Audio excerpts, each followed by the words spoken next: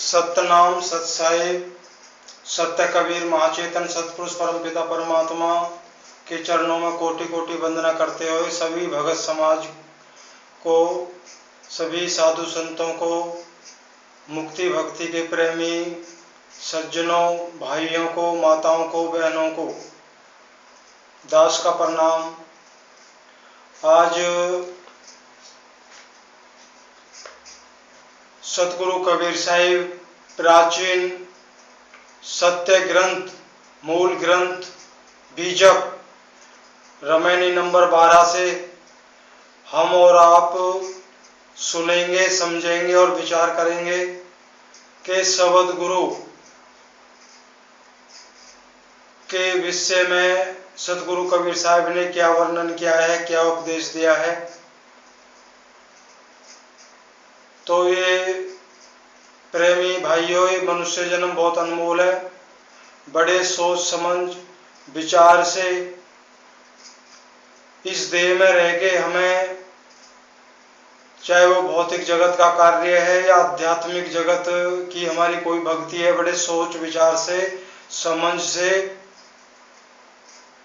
तब उस पे कदम उठाना है। तो देर ना करते हुए रामायणी नंबर 12 सतगुरु कबीर साहिब की निर्मल वाणी, पहले शब्द को पढ़ते हैं, फिर उसके भाव में जाएंगे।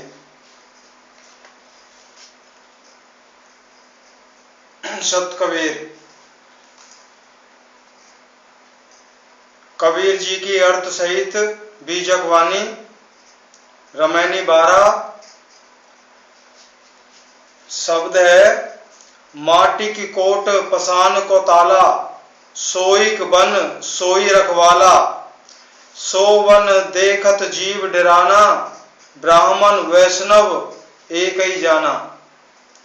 ज्यों किसान किसानी करई, उपजै खेत बीजना परई, छाड़ देव नर झेलिक झेला, बूढ़े दो गुरु और चेला, तीसर बूढ़े पारत भाई, निज बन डाहे दावा लगाई, भूखी कुकर मर गयौ, काज ने एक स्यार से भयौ।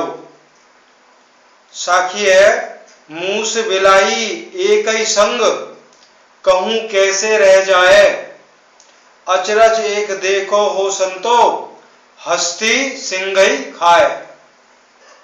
ये साहिब का शब्द है और ये साखी थी। अब इसके भाव पे चलते हैं।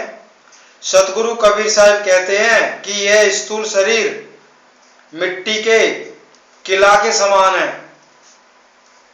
और इसमें अज्ञान भरम रूपी पत्थर का ताला लगा हुआ है।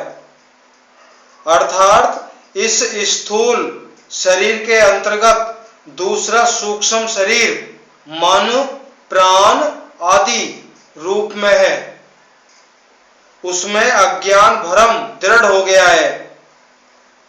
अब ये अज्ञान का भरम रूपी ही तो ताला है जो हमें सत्य दिखाई नहीं देता दूर दूर तक। कह रहे हैं भरम रूपी पत्थर का ताला लगा हुआ है, अर्थात इस स्थूल शरीर के अंतर्गत दूसरा सूक्ष्म शरीर मन, प्राण आदि रूप है, उसमें अज्ञान भरम दृढ़ हो गया है, जिसमें 10 इंद्रियां, 5 प्राण, चतुष्ट 4 अंतकरण, रूप रस गंध स्पर्श और शब्द, ये 5 विषय, शुभ अशुभ वासनाएं तथा अनेक प्रकार के शुभ अशुभ कर्म, यही सब मिलकर अज्ञान भरम रूप घोर वन है। घोर वन का मतलब घोर जंगल है। इस शरीर रूप किले के रक्षक भी मन, प्राण, कर्म तथा इंद्रियागण कार्य करता है। इन सब से रक्षा पाते हुए इस शरीर रूप किला में अपनी चेतना शक्ति सत्ता मात्र से रहने वाला चेतन आत्मा ही इन सब के ऊपर स्थित इन सब का स्वामी है। कह रहे चेतन आत्मा ही इन सब के ऊपर है और इन सबका स्वामी है। लेकिन स्वामी अपने आप को मान नहीं रहा, क्यों? किंतु अपने स्वरूप तथा स्थित ठीक स्थान को भूलकर जीव तत्व दशा को प्राप्त हो गया है। उस वन को देखकर अपने चेतन स्वरूप ज्ञान से विहीन अज्ञान दशा में जीव डरता है। ये हमारी आत्मा अपने स्वरूप और अपनी स्थिति को भूल गई। भूलने के बाद क्या हुआ? ये जीव तत्व दशा में हो गई। अब जीव तत्व दशा में होके ये मन, प्राण, 10 इंद्रियां, रूप, रस, गंध, स्पर्श, शब्द, जितने भी विषय वासनाएं, ये सबसे डरने लगी। साहिब कह रहे ये तो जड़ है, अनित्य है, नाशवान है, और तू जीवात्मा, तू तो अविनाशी है, तुझे डर कैसा? लेकिन क्यों डरती है? अपने निज स्वरूप को भूल गई है कि मैं कौन हूं। यह कह रहे हैं उस वन को देखकर अपने चेतन स्वरूप ज्ञान से विहीन अज्ञान दशा में जीव डरता है। यह स्थिति, कह रहे यह स्थिति केवल जीव की नहीं है, एक साधारण जीवात्मा की नहीं है। कह रहे यह स्थिति केवल साधारण जीव की नहीं, किंतु बड़े बड़े ब्राह्मण, विद्वान और वैष्णवादी महात्माओं की भी है, वो भी डरते हैं। कह रहे माटी शब्द से 5 महाभूतों के विभागों से बना हुआ यह स्थूल शरीर देखने में आता है, और कोट शब्द से वयोष्ठी अनेक शरीर और समष्टि सामान्य रूप एक यह ब्रह्मांड विश्व संसार देखने में आता है। इन दोनों में 4 आश्रम, 4 वर्ण, ऊंच नीच जात्यता का अहंकार, अभिमानी, लोहा के समान कड़ा पत्थर है, पत्थर का ताला लगा हुआ है। शरीर समस्त ब्रह्मांड रूप संसारी वन है। ये समस्त शरीर 5 महाभूतों से बनी हुई स्थूल देह, पिंड, ब्रह्मांड, कह रहे यही भयाक्रांत घोर जंगल है जिसमें बैठा जीवात्मा डरता है। कह रहे घोर वन को देखकर पुरुष डरता है, वैसे ही शरीर और संसार को देखकर जीव डरता है। वन में व्याघ्र आदि हिंसक प्राणियों का भय होता है। कह रहे जो वन होता है, जंगल होता है, उसमें शेर आदि जो हिंसक पशु हैं, उनसे मनुष्य डरता है। और शरीर तथा संसार में काल, मृत्यु का भय है। इस शरीर में किससे डरते हैं? काल से, मृत्यु से डरते हैं। इस वन को देखकर बालक डरता है और संसार वन को देखकर अज्ञानी बालक रूप जीव डरता है। यही दशा अपने चेतन आत्म स्वरूप ज्ञान से रहित अज्ञानी ब्राह्मण और वैष्णवों की भी है। अपने चेतन स्वरूप का ज्ञान न होने से ये भी काल से डरते हैं। भाव यह है, यह शरीर पार्थिव है, मिट्टी है, जो इसमें ताला लगा हुआ है वह पाषाण, पत्थर अर्थात जड़ बुद्धि या अज्ञान का है। यह शरीर, इंद्रियां, उनके विषय ही सघन वन है, और उस वन में काम, क्रोध, लोभ, अहंकार, मद आदि भयानक सिंह जानवर हैं, और उस वन में अंतःकरण के अंतर्गत कुतर्क रूपी भयंकर नदी बहती है। इस प्रकार अज्ञान जन्य शरीर भी है और उसका रखवाला मन भी अज्ञान रूप है। कह रहे शरीर भी अज्ञान में है, विनाशी, और उसका रखवाला जो मन है वो भी अज्ञान रूप है, वो भी विनाशी है। और उस भयानक वन को देखकर भ्रम में पड़ा हुआ जीव भयाक्रांत, भय से डरा हुआ, तब वह ब्राह्मण तथा वैष्णव के पास जाता है, और ये ब्राह्मण तथा वैष्णव एक ही बात जानते हैं। अतः वह उपदेश करते हैं कि तुम किसी देवी देवता का अर्चन पूजन करो तथा सगुण साकार भगवान विष्णु और उनके अवतार राम, कृष्ण आदि की उपासना करो। अथवा शिव गणेश सूर्य की अर्चना पूजना उपासना करो। जब जीव डरता है तो किसी न किसी के पास जाते हैं। हम और आप देख रहे हैं ना, किसी मौलवी के पास जाएंगे, किसी पंडित के पास जाएंगे, पत्रा दिखवाएंगे, हमारे साथ ऐसा क्यों हो रहा है। अब ये कर कौन रहा है? ये जीव आत्मा। और जा किसके पास रही है? जो स्वयं नष्ट हो जाएंगे, उनसे रक्षा की भीख मांग रही है। जो अपने मरने की खबर नहीं जानते, वो क्या हमारे भविष्य के बारे में बताएंगे। सतगुरु कबीर साहब कहते हैं, जैसे किसान किसानी करता है और यदि उसे किसानी की कला का रहस्य ज्ञात नहीं है तो उसके खेत में डंठल पौधे खूब पर्याप्त रूप से उत्पन्न होते हैं, किंतु उनमें बीज नहीं पड़ता, तब खेती व्यर्थ हो जाती है। वैसे ही उक्त अनेक देवी देवताओं का अर्चन पूजन तथा यज्ञ आदि वेदोक्त कर्म जप तप यज्ञ पूजा आदि अनेक प्रकार की सगुण उपासना एवं बाहरी पूजा पाठ आदि के करने से इस लोक तथा परलोक स्वर्ग के सुख धन आदि ऐश्वर्य पदार्थों की प्राप्ति हो सकती है। और स्वर्ग आदि लोकों से भी ऊपर के जो दिव्य लोक हैं, गोलोक, वैकुंठ लोक, गौ साकेत आदि लोक प्राप्त हो सकते हैं और वहां के दिव्य शरीर, ऐश्वर्य, सुख मिल सकते हैं। किंतु वे सब दिव्य लोक, दिव्य शरीर तथा वहां के समस्त सुख, ऐश्वर्य पदार्थ सूक्ष्म तजोमयी तत्वों से बने हुए जड़ प्रकृतिमय विनाशी हैं। अतः उनमें विशुद्ध आत्मज्ञान तथा मुक्ति रूप बीज नहीं लगता है, जिससे सदा के लिए यह जीव जन्म मरण आदि बंधनों से छुटकारा पाकर निर्भय हो जाता।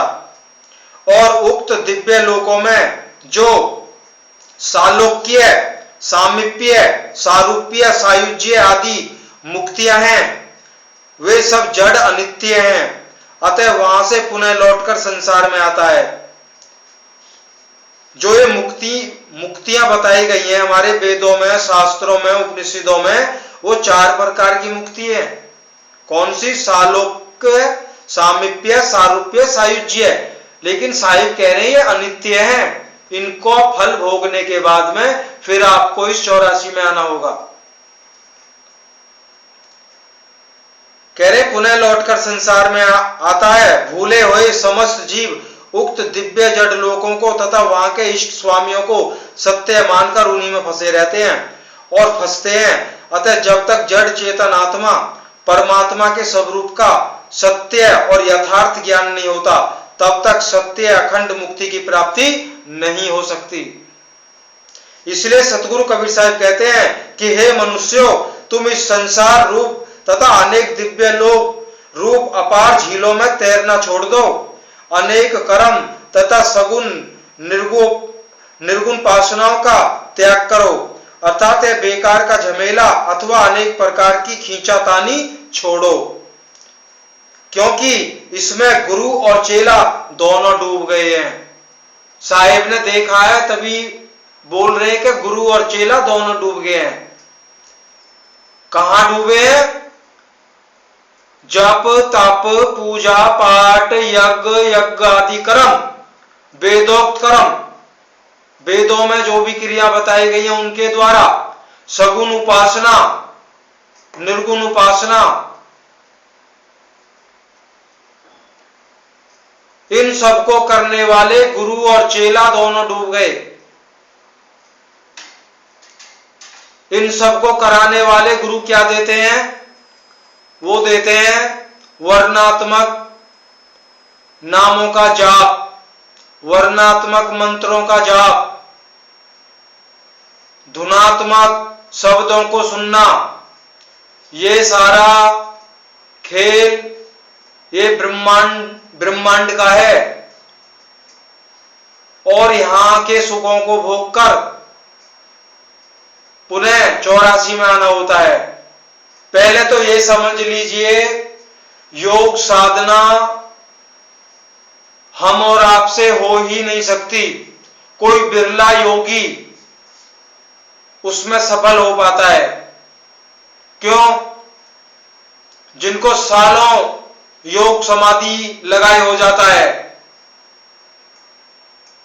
यहां तो 10-15 मिनट भजन पे बैठ गए, आधा घंटा बैठ गए, 1 घंटा बैठ गए या 2.5 घंटा बैठ गए, तो सोचते हैं हम तो बहुत बड़े शहंशाह हैं, अब बहुत अच्छी भक्ति चल रही है।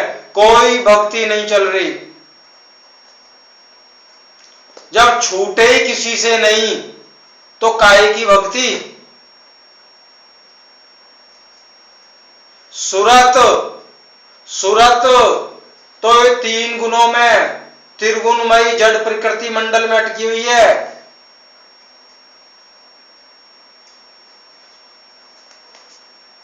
ये पहली जो है रजोगुण, तमोगुण, सतोगुण, ये त्रिगुण, 3 गुण त्रिगुणमयी प्रकृति मंडल। और ये जो 7 में है, चौथी उंगली, ये है जीवात्मा, सुरत। समझिए, सुरत। अब ये किसके साथ में चिपकी हुई है? 3 उंगली जो है त्रिगुणमयी प्रकृति मंडल, इससे समझ लीजिए, बाहर कुछ नहीं है।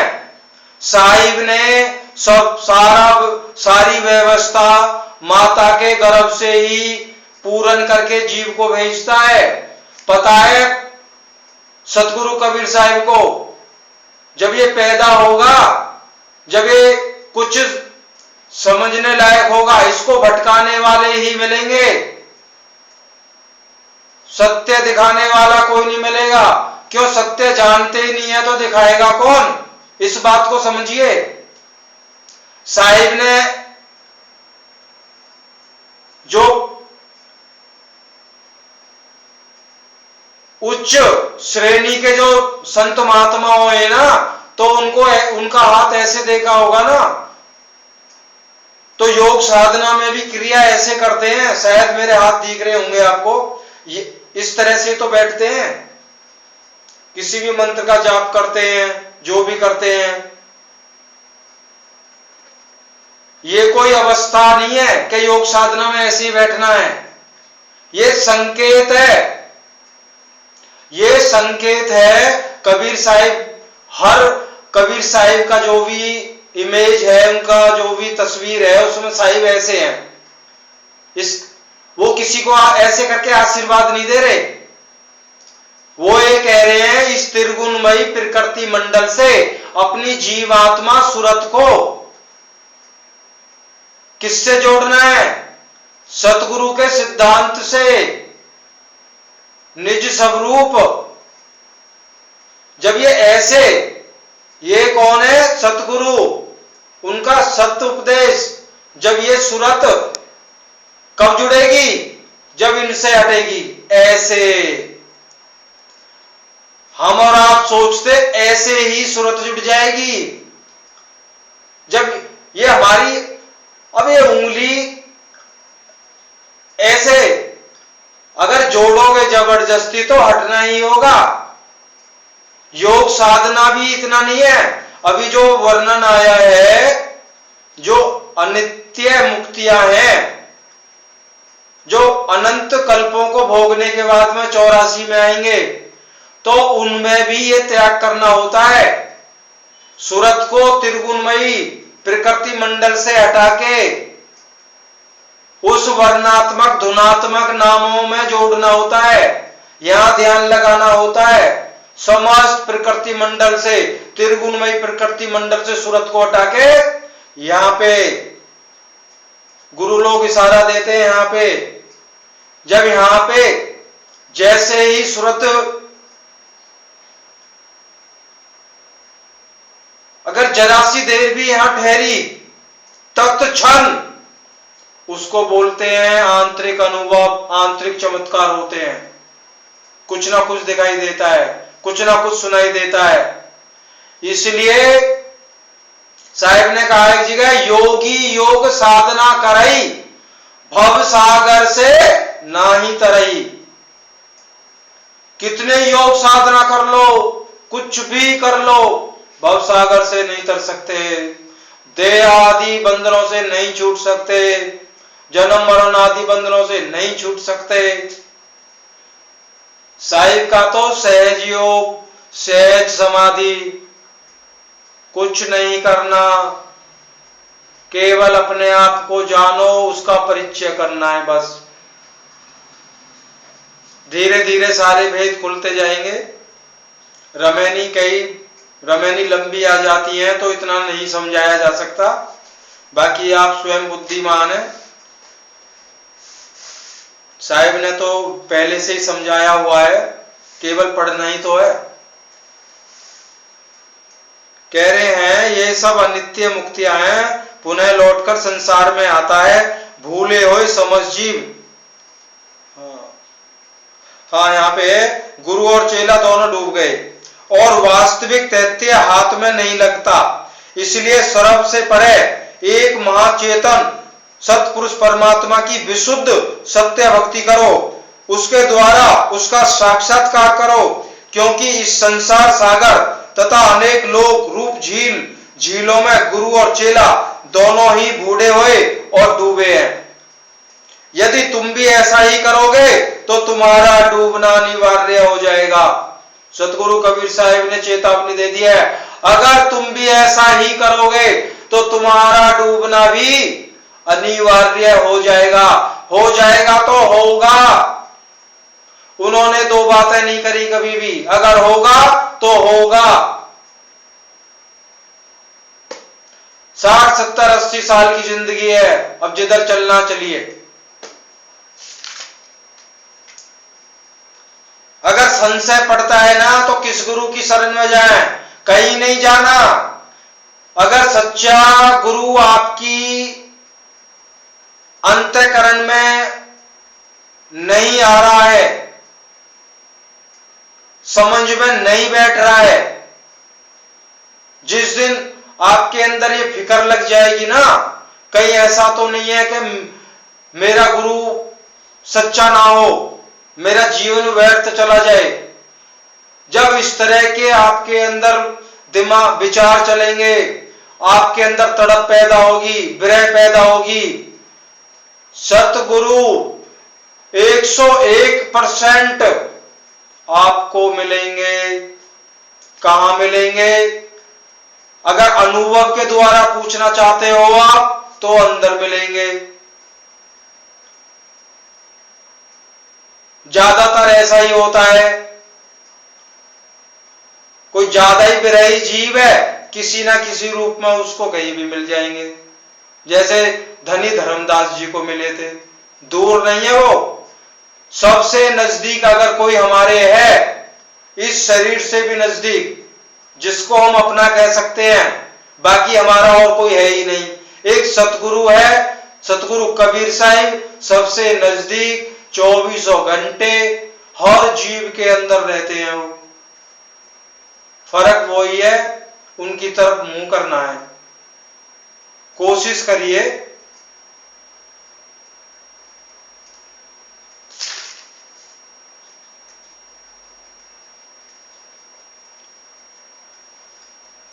कह रहे हैं उनका डूबना अनिवार्य हो जाएगा, अतएव सत्य भेद सतगुरु की शरण में जाओ।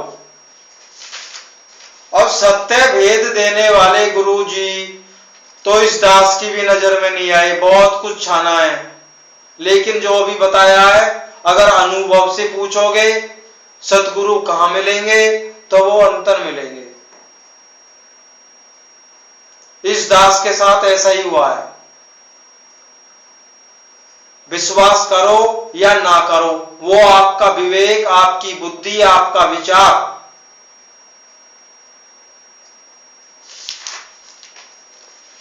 किसी बिरला ही विश्वास करेगा, क्यों? ये विरलो सत्य मुक्ति को पाना विरलों का काम है।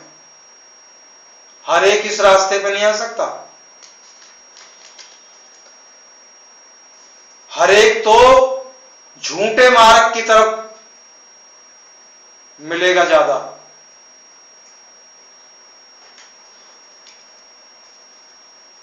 कहते हैं और तीसरे पारथ पार्थी रक्षक अर्थात पार्थिव के बड़े भाई, वंचक जहां वंचक गुरु लोग। अब देखो सतगुरु के बीजक में जहां भी वंचक गुरु वंचक शब्द आए तो वो वंचक होता है झूठा। वंचक झूठे गुरु को संबोधित किया है पूरे बीजक में साहिब ने। वंचक गुरु जहां आता है तो उस समय वंचक गुरु बोला जाता था, जो झूठे गुरु असत्य गुरु होते थे। कह रहे वंचक गुरु लोग मत, झूठे गुरु लोग मत पंथ के महंत आचार्य बनकर संसार सागर में डूब गए, जिन्होंने अपने मत की पुष्टि के लिए वाद विवाद दाव पेच जन्य दावा अग्नि रूप क्रोधाग्नि लगाकर वन रूप मानव समाज को दग्ध में जला दिया। वे सब कुत्ते के समान भूख भूख कर मर गए। अभी शब्द आया था ना, शब्द के अंदर भूखी कुकर मर गयो, काज ने एक सियार से भयो। कह रहे वो लोग सारी जीवन भर भूख के मर गए, लेकिन वो कुत्ते के समान भूख कर मर गए, अर्थात व्यर्थ वाद विवाद करके मर गए। एक भी कार्य सियार से नहीं हुआ। सियार कुत्ते को ही बोलते हैं, अर्थात सियार के समान भूखने वाले वंचक गुरुओं से भी कोई कार्य सिद्ध नहीं हुआ। उनके उपदेशों से शिष्य का भी कोई कल्याण नहीं हो सका। भाव यह है कि झूठे नेता तथा आत्म ज्ञान वहीन वंचक गुरु लोग संसार में अशांति फैला देते हैं और झूठी आवाज सुनकर कुत्ता भूंकते भूंकते मर जाता है।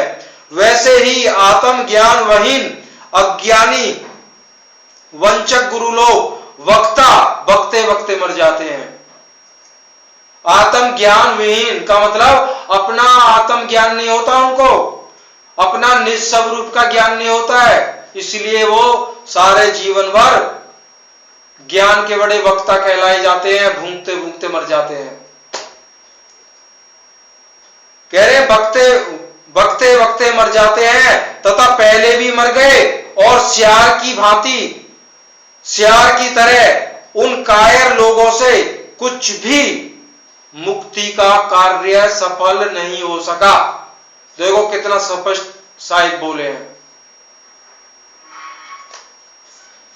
अब साहिब की एक वाणी है, तीसर ब्रह्मादिक सवे पंडित बूढ़े धाय कर्म उपासना परिचारिकारी सब जग दीन जराए।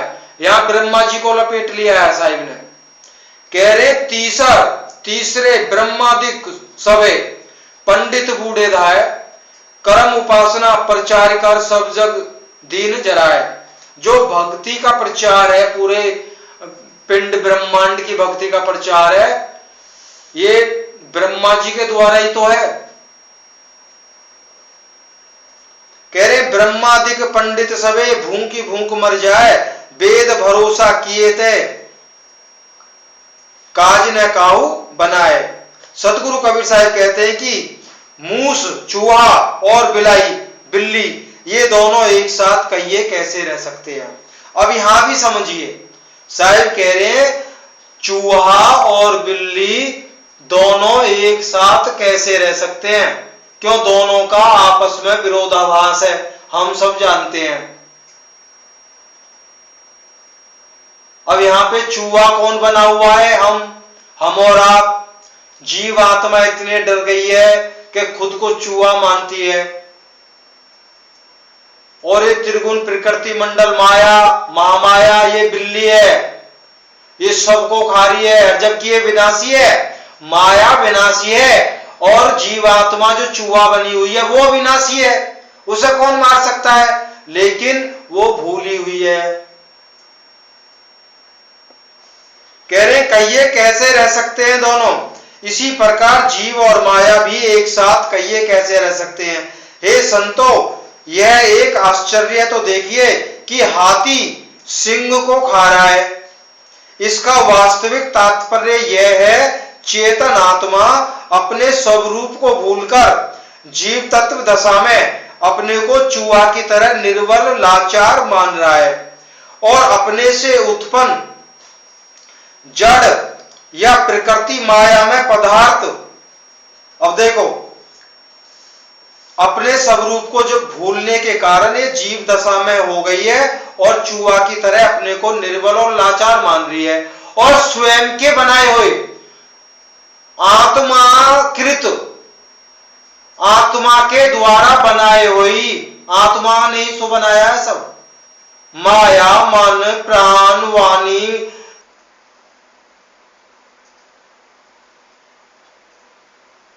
समस्त प्रकार के वेदोक्त क्रियाएं, मंत्र आदि, धुनात्मक, वामन अक्षर, सब ये सब माया ने बनाया है, सब ये इस आत्मा ने बनाया है। अब देखो कितनी भूल भुलैया है, स्वयं बनाया है, स्वयं अविनाशी है, ये जिनको बनाया है ये सब विनाशी है, सबका विनाश हो जाएगा। आश्चर्य क्या है कि एक अविनाशी जीव आत्मा अपने द्वारा बनाई हुई चीजों से अपनी रक्षा की भीख मांग रही है। ये सारा फंडा ये है। मैं किसी मूर्ति का निर्माण करूं, मिट्टी की हो, धातु की हो, लकड़ी की हो, सोने की हो, चांदी की हो या अष्ट धातु की हो, मैं स्वयं ही बनाऊं और स्वयं ही सुबह शाम उसके सामने हाथ जोड़ूं, आरती करूं, हे मूर्ति मैया मेरी रक्षा करो, जन्म मेरी मुक्ति प्रदान करिए, मेरे दुखों को हरण करिए। इससे बड़ी मूर्खता, मेरे से बड़ा कौन मूर्ख है फिर? जिस चीज को बनाया उसी से मैं अपनी रक्षा की गुहार लगा रहा हूं। गुहार तो उससे लगाई जाती है जो अपने से समर्थ है। कौन है अपने से समर्थ? वो एक सार सवद स्वरूप परम पिता परमात्मा, विदेह स्वरूप, अक्षय नाम जिसका कोई नाम नहीं, निअक्षर, किसी अक्षर में लिखने में नहीं आता, अगम, वहां तक कोई पहुंच नहीं सकता,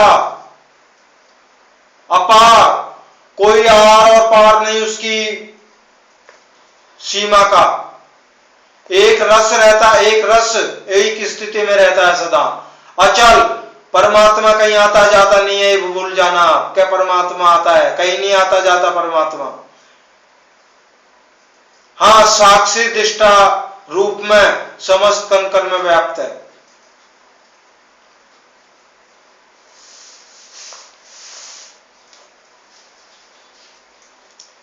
चलो शब्द को पूरा करते हैं, समय ज्यादा हो गया। कह रहे हैं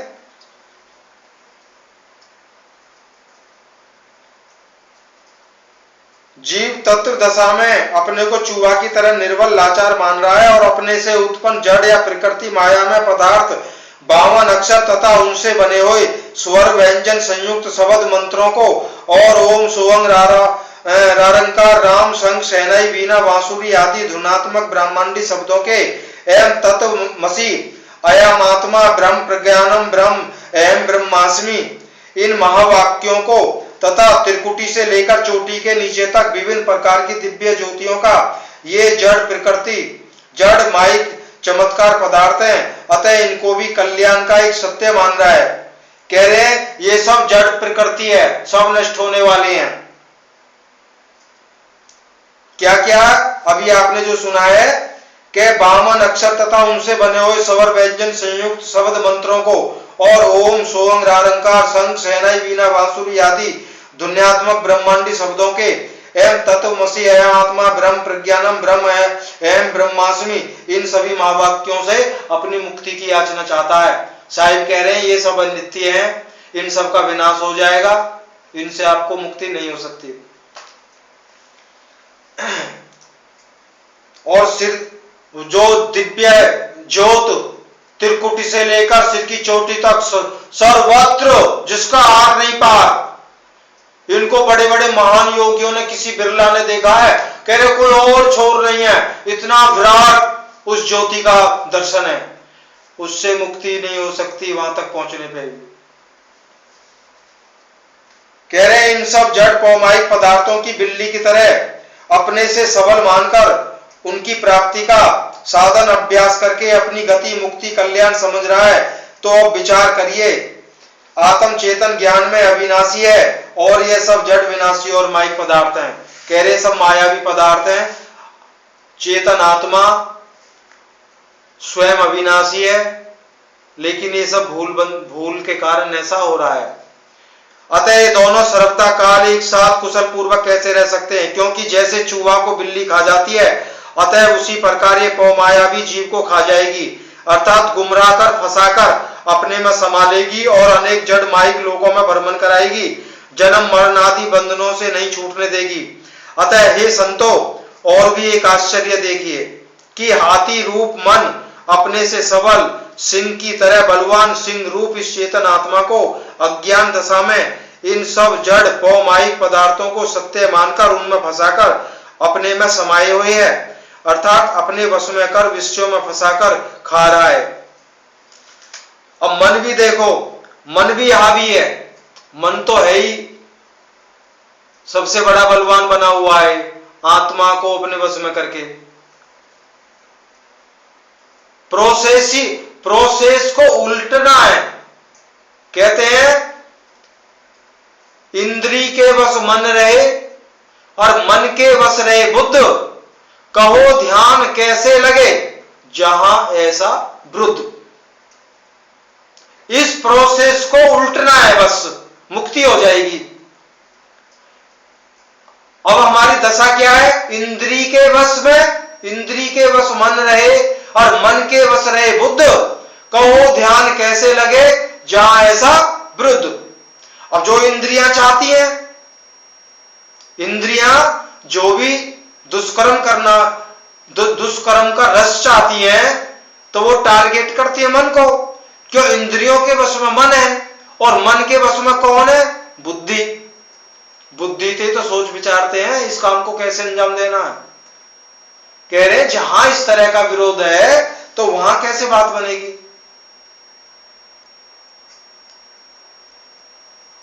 अब होना यह चाहिए था कि आत्मा के वश में मन रहे और मन के वश में इंद्रियां, तो उल्टा कार्य होगा ही नहीं।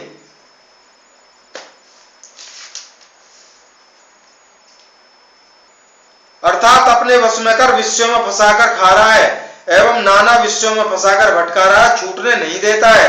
मूस के समान अज्ञानी शिष्य और बिलाई के समान आत्म ज्ञान विहीन अज्ञानी झूठे गुरुओं की अनेक कर्म रूप तथा अनेक देवोपासना रूप पौमाया, ये दोनों ही एक साथ कैसे रह सकते हैं? जैसे मूसा और बिल्ली का विरोध है, दोनों एक साथ नहीं रह सकते, वैसे ही जीव और माया का विरोध है, अतः दोनों एक साथ नहीं रह सकते। जैसे चूहा और बिल्ली का एक साथ रहना चूहा के लिए विनाश का हेतु है, वैसे ही जीव और माया का एक साथ रहना भी जीव के जन्म मरण हेतु है। इसलिए सतगुरु कहते हैं, हे संतो, ये आश्चर्य तो देखो कि हाथी सिंह को खा रहा है, अर्थात मन माइक विषय पदार्थ जड़ होने से हाथी के समान है और जीवात्मा चेतन होने से सिंह के समान है। जीव को मन विषयों में फंसाकर खाता है, अपने वश में कर जन्म मरण के बंधन में डालकर अनेक योनियों में भ्रमण कराता है। इति शुभम सत्य सुंदरम। ये शब्द रमैनी साहिब की पूरी हुई। तो मेरे प्यारे सज्जनों, विचार देखो, विचार करिए। साहिब ने कहा है, बिना विचारे जो करे सो पाछे पछताए। उन्होंने भौतिक जगत में रहने के लिए कोई उन्होंने बात नहीं करी है। कह रहे बिना विचारे जो करे सो पाछे पछताए। कब पछताना है? जब ये मनुष्य देह छूट जाएगा और हम अनंत 84 लक्ष्य योनियों में जब भ्रमण करेंगे तब पछतावा होता है। एक शब्द, एक वाणी और भी बोली है ना, सुख में सुमरन ना करे, दुख में सुमरिन सब करे, सुख में सुमरिन ना, दुख में सुमरिन सब करे, सुख में करे ना कोई, और जो सुख में सुमरिन करे तो दुख काहे का होए। कुछ ऐसा ही है। वानियां मैं याद नहीं करता हूं, क्यों, मुझे गुरु तो बनना नहीं है कि वानियां याद कर लूं, कंठस्थ कर लूं और धड़ाधड़ बोले जाऊं, तो मेरी गति क्या होगी? भूखी मरी गयो, श्यार से काज एक ना सरो। मैं भी भूख के मर जाऊंगा, आत्मज्ञान तो मुझे होगा नहीं, दुनिया को और भरमाऊंगा। ये तो साहिब की सत्यवाणी है, मैं भी सुन रहा हूं, आपको भी सुना रहा हूं।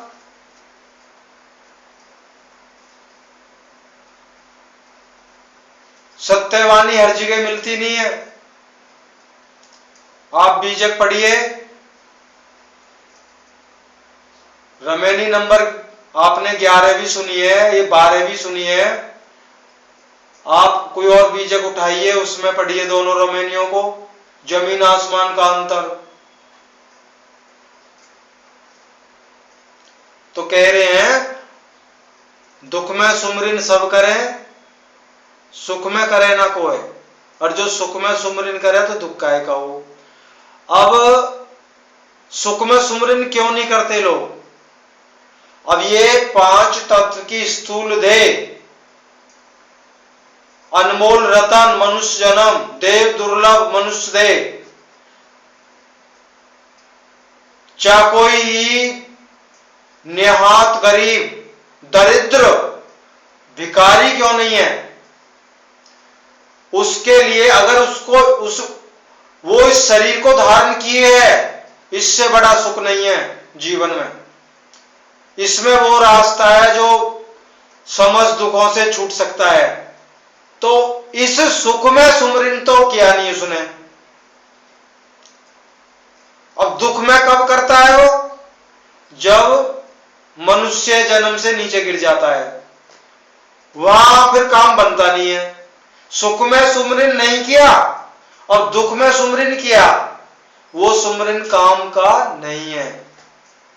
इसलिए साहिब कह रहे हैं सुख में सुमरिन करो, फिर दुख नहीं होगा। जितना हो जाए, लेकिन उतना करिए, लेकिन सत्य का करना है।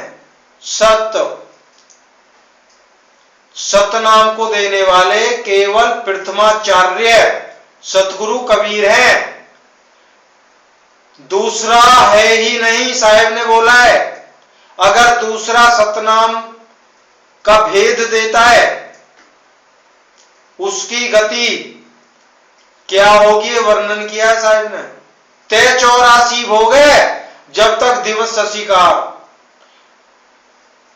योगी मनमुखी इस नारी पुरुष विचार, योगी मनमुखी नारी पुरुष विचार, ते 84 भोगे तब लग दिवस शशि का। नारी पुरुष योगी जो मेरे सत्य उपदेश को छोड़कर, उसको ठुकराकर अपने मन से योग साधनाएं करता है, वो गुरुद्रोही है। या अन्य मार्ग देता है और करता है, वो गुरुद्रोही है। अपने मन से कोई भी भक्ति साधना बना के खुद तो करता ही नहीं है, अगर करता भी है और शिष्यों से कराता, वो गुरुद्रोही है। नारी पुरुष विचार, नारी पुरुष का मतलब है स्त्री और पुरुष दोनों में भेद समझता है, वो गुरुद्रोही है। वो ये शरीर तो पिंजड़ा है, ये तो गीता में भी कहा है। आत्मा एक ही है दोनों में, स्वरूपते भी भिन्न नहीं बिल्कुल। ये तो शरीर रूप तो पिंजड़े हैं। आत्मज्ञानी जो गुरु होता है उसके सामने स्त्री औरत का कोई भेद नहीं। उसके सामने चाहे हजारों स्त्रियां हों और हजारों पुरुष खड़े हों, एक ही जीवात, एक ही आत्मा का दर्शन करता है सभी में। कोई नारी पुरुष विचार नहीं होना चाहिए कि स्त्री है पुरुष है। कह रहे वो गुरुद्रोही है, और गुरुद्रोही का दंड क्या है? तय 84 भोगे। जब तक 84 भोगेंगे, जब तक दिवस शशिकार, जब तक चांद और सूरज रहेंगे। अब साहिब की वानियां तो बोलते जाओ। कहना आदि साखी कबीर की, आदि साखी कबीर की कोटि ग्रंथ कर जान।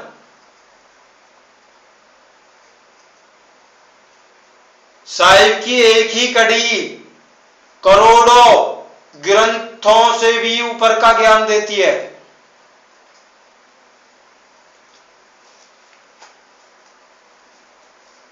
साहिब का तो ये बात अब समझ में आई है,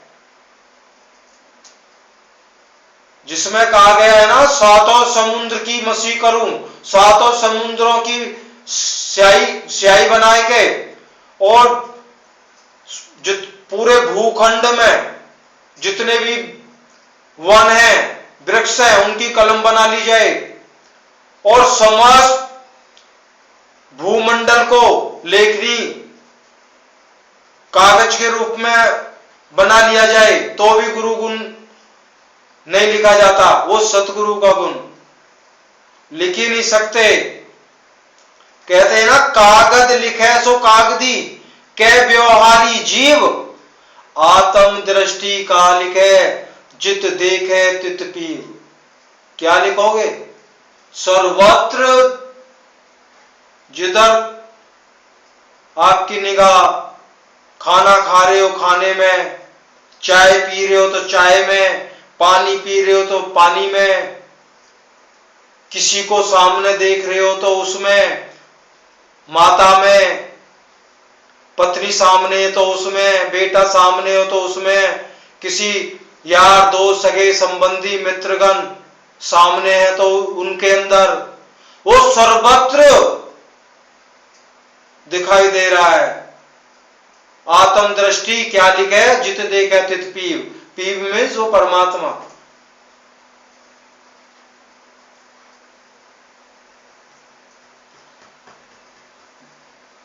चलो, साहिब की वाणी तो खत्म ही नहीं होती है। यही तो गुण है सत्य का। सत्य का यही गुण है। अगर एक बार शुरू हो गए तो एंड हो ही नहीं सकता। ये शाम तक चलता रहेगा सिलसिला। रात भी हो जाएगी, दिन भी निकल आएगा। खाने पीने की बात तो छोड़ ही दीजिए। जैसे डॉक्टर से बोलते हैं ना, हमारे बच्चे ने तो कुछ खाया ही नहीं है 2 दिन से, डॉक्टर साहब इसको कुछ खिलाऊं पिलाऊं, तो डॉक्टर फटकार मारता, कह रहा खाना पहुंच रहा है इसको। कैसे पहुंच रहा है? जो उसको ड्रिप लगाई हुई है, ग्लूकोज चढ़ रहा है ना, उसी के अंदर उसी से उसके खाने की पूर्ति हो रही है। जब सत्य का बखान होता है तो सतगुरु की वो ड्रिप जो दिखाई नहीं देती है, वो एनर्जी पैदा करती रहती है। ना भूख लगती, ना प्यास लगती है। बोले जाओ जितना मर्जी। सतनाम सत साहिब सत्य कबीर महाचेतन सतपुरुष परमपिता परमात्मा के चरणों में कोटि कोटि वंदना करते हुए सभी भगत समाज को परमात्मा की दया मेहर प्राप्त हो, यही आशा करता हूं। जय गुरु महाराज की।